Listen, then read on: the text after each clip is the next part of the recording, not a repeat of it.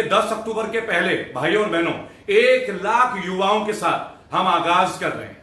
1 लाख युवा, रोजगार की बात रेबेल के साथ, आपका अपना भाई रेबेल आपके साथ 1 लाख युवाओं के साथ मानव श्रृंखला बनाएंगे।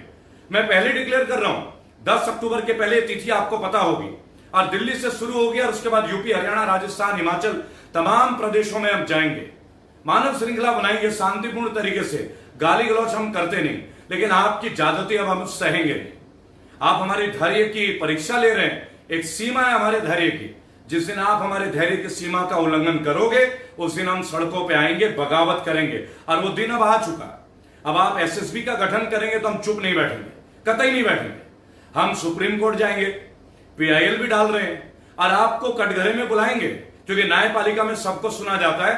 भाई और बहनों, अपना पूरा विश्वास रखिए देश की जुडिशरी के ऊपर, न्यायपालिका के ऊपर, माननीय सुप्रीम कोर्ट के ऊपर। लेकिन अब एक वक्त है, आज उमर खालिद, अखिल गोगोई, संजीव भट्ट, एक आईपीएस सुरक्षित नहीं है। आम सिविलियन क्या सुरक्षित होंगे?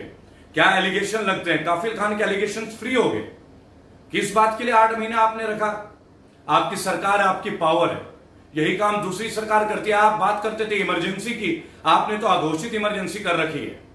कोरोना काल में आपने मास्क का जो काम किया, लाखों करोड़ों के बिके, अब आपने बोला N95 नहीं। आपके सब पॉलिसीज बेकार है। लेकिन आज रोजगार की बात करेंगे। Today will speak about unemployment, why our young people they are not getting government jobs. आप प्राइवेटाइज कर रहे हैं, रेलवे से छट नहीं कर रहे हैं। अब आप रेलवे के जॉब्स को कट ऑफ कर रहे हैं। आपने 2 करोड़ नौकरी देने की बात करी थी, आप नौकरी काट रहे हैं। अब आपकी गंदी नजर एलआईसी पे पड़ी है, जो हम लोगों के करोड़ों रुपए हैं मेहनत के। आपको पीएमसी बैंक वालों का दर्द नहीं दिखता। Punjab and Maharashtra cooperative bank के लोग 1 साल से ऊपर हो गया, पिछले साल सितंबर से अपने ही बैंक खातों से पैसे नहीं निकाल पा रहे हैं। माननीय मोदी जी, आप और वित्त मंत्री निर्मला जी को इसके ऊपर कोई ध्यान नहीं है। आदर्श क्रेडिट एंड कोऑपरेटिव सोसाइटी पिछले 2 सालों से लगातार अपनी लड़ाई लड़ रही है, उनके पैसे फंसे हैं, आप उनका निवारण नहीं कर रहे, किसी मंत्रालय सुन नहीं रहे। अपने पैसे हम बैंकों से नहीं निकाल पा रहे हैं, और अगर हम अपने बैंक अकाउंट में पैसे नहीं रखते, मोदी जी आपकी गवर्नेंस इतनी बढ़िया, माइनस में हमारा अकाउंट है, जैसे पैसा का आप काट लेंगे। ये आपकी फाइनेंशियल पॉलिसीज हैं। आपने हमारी पैसे ले लिए, आपने हम पे जीएसटी लगा दिया, नोटबंदी लगा दिया, काला धन तो आप ला नहीं पाए, आपने हमें सड़कों में पहुंचा दिया। अब आप अघोषित क्रिमिनल डिक्लेयर कर रहे हैं। उत्तर प्रदेश में तो आम नागरिकों को अब अघोषित क्रिमिनल करा जाएगा। कैसे? क्योंकि आपने एसएसबी का गठन किया। जब आप विदाउट वारंट किसी को अरेस्ट करोगे तो क्या वो सुरक्षित रहेगा इस तंत्र में? भाई और बहनों, एक प्रजातंत्र में, एक डेमोक्रेटिक नेशन में क्या हमें स्वतंत्र बोलने की आजादी नहीं है? हम जैसे एक्टिविस्ट लाखों करोड़ों लोगों के मुद्दों को उठाते हैं। आप ये बताएं, आपकी एम्प्लॉयमेंट एक्सचेंज क्यों नहीं काम कर रही है? आपने दिए जलवाए, थालियां पिटवाई, मानव श्रृंखला बनाई, स्वच्छ भारत का आगाज दिया। स्वच्छ भारत कैसे करेंगे आप? युवा क्राइम की ओर जा रहा है, घर में रोजी रोटी नहीं है। मैंने अपने वीडियो में आपसे पूछा था, जिम ओनर्स, आपने उनके लिए कोई बेल आउट पैकेज नहीं दिया।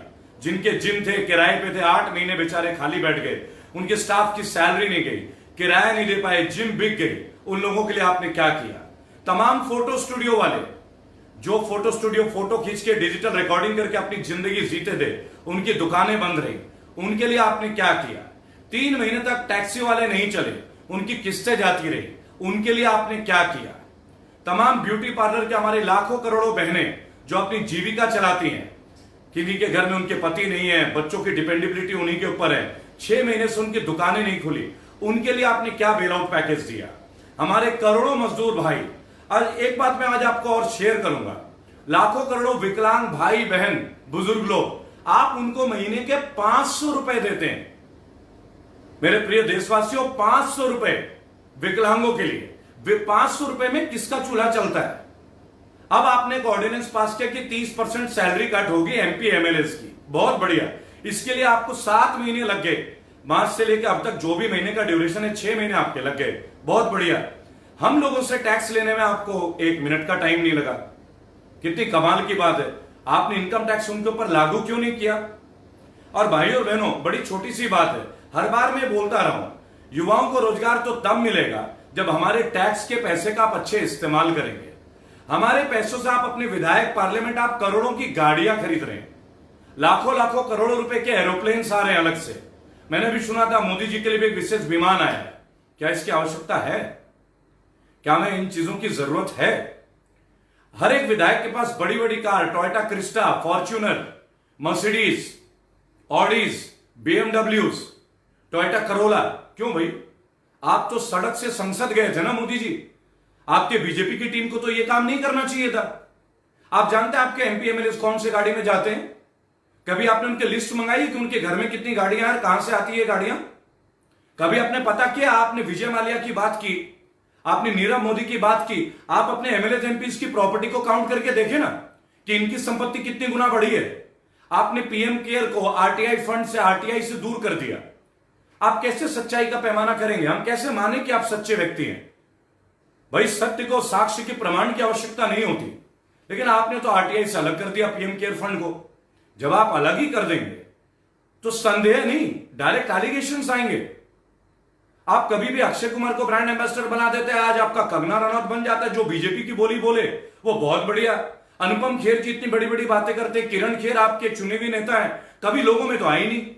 हमने देखा नहीं चंडीगढ़ की गलियों में उनको कोरोना काल में, हमने हंसराज हंस को देखा नहीं, हमने बीजेपी के सनी देओल को देखा नहीं, उनकी माताजी हेमा मालिनी को कभी देखा नहीं।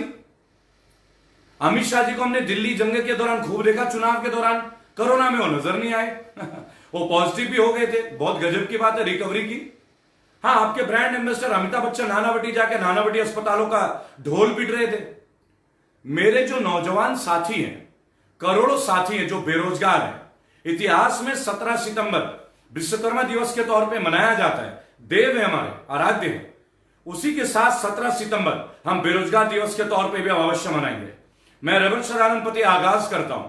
करोड़ों युवाओं को आज मैं समर्थन मांगता हूं। मेरा व्हाट्सएप नंबर 8800092747 है। भाइयों और बहनों, मैं आपके बीच का हूं, आप लोगों में से हूं, आप लोगों की आवाज हूं। जो आप मुझे बोलेंगे वही मैं बोलूंगा।